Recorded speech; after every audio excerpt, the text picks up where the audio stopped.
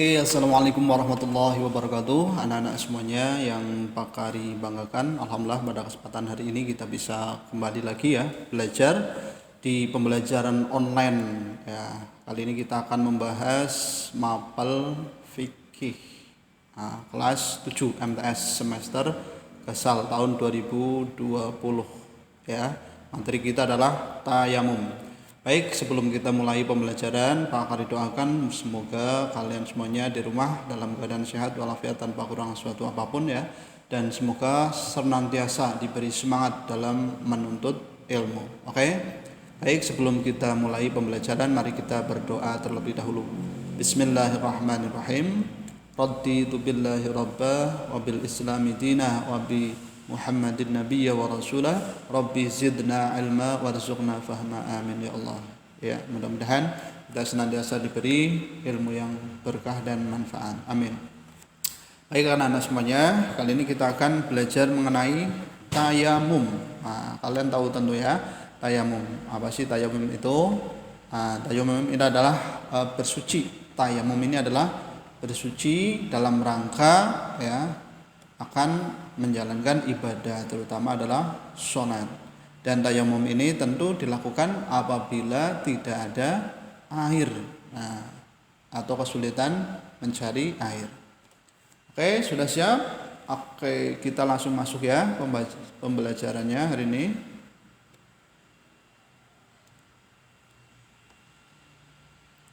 Baik, kalian amati gambar berikut ini. Wah, ini anak sedang berwudu ya, ini juga berwudu ya. Ini kalau memungkinkan ada air. Nah, sementara ini adalah praktek tayamum ya, karena tidak ada air atau kesulitan air. Jadi dalam Islam kalau tidak ada air boleh kalian bertayamum, atau kalau kalian sedang sakit barangkali ya, kalau menyentuh air akan tambah sakit, maka juga boleh bertayamum. Baik, pengertian tayamum. Secara bahasa, tayamum adalah berniat melakukan sesuatu. Sedangkan menurut istilah, tayamum merupakan pelaksanaan mengusap debu ke wajah dan kedua tangan dengan syarat-syarat tertentu sebagai ganti berwudu dan mandi besar. Jadi tayamum merupakan pengganti wudu dan mandi besar karena adanya sebab-sebab tertentu. Oke, ya. Jadi ini tayamum merupakan pengganti wudu dan mandi besar. Tentu catatan kalau tidak ada air ya. Sekali lagi, kalau tidak ada air. Kalau ada air berarti kita wajib pakai air. Nah, selanjutnya sebab-sebab diperbolehkannya tayamum. Perhatikan kelangkaan air ya, baik secara kasat mata maupun secara syara ya. Contoh ya, kelangkaan air secara kasat mata dalam keadaan bepergian dan benar-benar tidak ada air.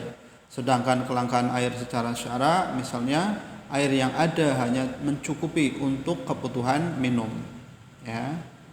Air yang ada hanya untuk kebutuhan minum saja. Sementara untuk berwudu ya, menghilangkan hadas kecil, hadas besar, ini dirasa tidak cukup. Nah, ini yang pertama sebabnya. Yang kedua, jauhnya air yang tersedia, yang keberadaannya diperkirakan di atas jarak 2,5 km. Artinya jika dimungkinkan ada air tetapi di atas jarak tersebut, maka diperbolehkan bertayamum ya. Ada air tapi jaraknya sangat jauh, kalau ditempuh apalagi kalau berjalan kaki, ini maka diperbolehkan untuk bertayamum. Kemudian sulitnya menggunakan air baik secara kasat mata maupun secara syara. Ini jelas-jelas tidak ada air ya, sudah dicari keberadaannya tapi susah. Seumpama ya di padang pasir atau mungkin di pegunungan yang sangat tinggi yang susah airnya dan sebagainya. Baik ya, ini adalah sebab diperbolehkannya tayamum. Nah, sekarang ketentuan khusus tayamum. Perhatikan, yang pertama harus dilakukan secara masuk waktu sholat ya, setelah masuk waktu sholat.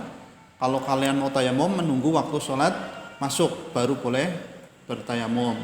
Kemudian jika disebabkan oleh kelangkaan air, maka harus dibuktikan setelah melakukan pencarian ya. Jadi ada usaha dulu ya, ada usaha mencari dulu baru boleh bertayamum. Kalau belum mencari sudah tayamum ya nanti kurang afdol. Baik, yang ketiga, tanah yang dipergunakan harus yang murni, tidak bercampur dengan barang lain seperti tepung, suci, bersih, lembut, kering dan berdebu ya. Jadi nanti tanah yang digunakan ini harus benar-benar bersih, suci ya, tidak tercampur ya dengan benda-benda yang lain, apalagi dengan benda yang terkena najis, tidak boleh. Baik, yang keempat, tayamum hanya sebagai pengganti wudhu dan mandi besar, bukan pengganti menghilangkan najis ya. Diingat ya, hanya untuk mengganti wudhu atau mandi besar, bukan untuk menghilangkan najis. Jadi tayamum tidak bisa digunakan untuk menghilangkan najis. Sampai di sini bisa dipahami anak-anak? Oke, ya kalau bisa kita lanjutkan lagi. Nah, yang kelima, sebelum melakukan tayamum, jika memiliki najis harus disucikan terlebih dahulu ya, dibuang dulu najisnya. Terus tayamum hanya bisa dipergunakan untuk 1 kali sholat wajib. Boleh menggunakan tayamum untuk sholat wajib, disusul sholat sunnah, sholat jenazah atau membaca Al-Quran ya. Tapi ini hanya untuk 1 sholat wajib. Kalau nanti mau menjalankan sholat wajib berikutnya ya, tayamum lagi. Oke? Baik anak-anak, selanjutnya yang ketujuh adalah meskipun sebagai pengganti ya, tayamum berbeda dengan wudu. Jika wudu memiliki 6 ketentuan wajib, maka tayamum hanya memiliki 4 rukun. Yang pertama niat dalam hati, kemudian mengusap wajah, mengusap kedua tangan dan berurutan. Ini ya bedanya antara tayamum dan wudu. Kemudian kedelapan, tayamum menjadi batal disebabkan oleh perkara-perkara yang juga membatalkan wudhu ya. Jadi perkara yang membatalkan wudhu sama juga membatalkan tayamum. Oke. 9, oleh karena salah sebabnya adalah kelangkaan air, maka tayamum akan menjadi batal ketika menemukan air ya. Jadi kalau sudah tayamum kok menemukan air, berarti tayamumnya batal, wajib berwudhu menggunakan air. Bisa dipahami? Oke ya, kalau bisa sekarang kita langsung masuk ke tata caranya. Nah, lihat gambar berikut ini ya. Cermati gambar berikut. Yang pertama, letakkan kedua telapak tangan pada tanah yang murni, suci, bersih, lembut, kering dan berdebu ya. Silahkan kalian ambil debu ya. Yang kedua, pertama, niatlah melakukan tayamum bersama dengan mengusap wajah dengan debu yang ada di kedua telapak tangan. Jadi niat sambil mengusap debu ya ke wajah. Kemudian letakkan kembali kedua telapak tangan pada tempat lain ya, jangan tempat yang sama ini ya, cari tempat yang lain yang berbeda ya, yang ada debu yang murni, yang bersih dan suci. Nah, setelah itu kemudian usap tangan. Perhatikan ya cara mengusap tangannya. Usapkan telapak tangan kiri ke punggung kanan dari bagian jari sampai siku, lalu usapkan telapak tangan kiri tersebut ke bagian dalam tangan kanan dan dari bagian siku sampai ke ujung jari. Sama ini ya, perhatikan ini dari bawah dulu ya, ya ini ya diusapkan nih ke arah kanan, tarik, kemudian nanti Nah, selanjutnya perhatikan ini ya, yang keempat, usapkan telapak tangan ke punggung tangan kiri. Nah, ini ya. Ya, dari bagian jari sampai ke siku, kemudian usapkan telapak tangan kanan ya, tersebut ke bagian dalam tangan kiri dari bagian siku sampai ujung jari. Jadi nanti dibalik ya, setelah tangan kirinya selesai, kemudian tinggal tangan yang kanan ya, tarik ke bawah, dari bawah, kemudian ini diputar ya, diputar. Nah, ini diputar, perhatikan, diputarkan, nanti tarik ke sini sampai ke ujung jari di sini ya. Bisa dipahami ya, dari sini tarik ke bawah, terus nanti sudah sampai siku, putar ke sana ya, sini ke sini sampai ujung jari ya. Selesai, nanti tinggal tangan yang kiri.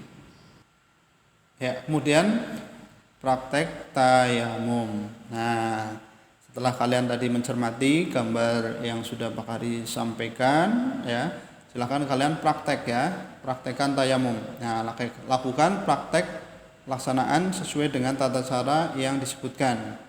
Ya, penting dalam perhatikan, ya, dimulai dari mengambil debu ya, silakan kalian praktek dari mengambil debu sampai dengan nanti selesai ya. Jadi dari ini ngambil debu, kemudian usapkan ke wajah ya sambil niat ya. Nah setelah itu nanti ambil lagi sebelahnya yang beda dengan itu, kemudian nanti dari ujung jari ya, nanti tarik ke bawah, kemudian diputar ya sampai ke selesai di sini ya tangannya.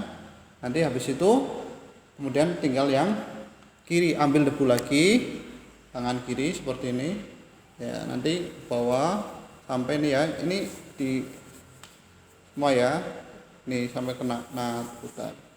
Jadi kalau ada tangannya ini di nining dulu seperti ini. Oke. Baik anak-anak semuanya, tadi kalian sudah melihat bagaimana tata cara bertayamum ya. Nanti kalau belum paham bisa kalian tanyakan ke Pak Guru atau Bapak Ibu Guru yang mengajar kalian ya, melalui via telepon atau WA. Baik, demikian pembahasan kita hari ini mengenai tayamum. Semoga bermanfaat. Nah, tugas kalian adalah nanti kalian praktekkan di rumah. Oke?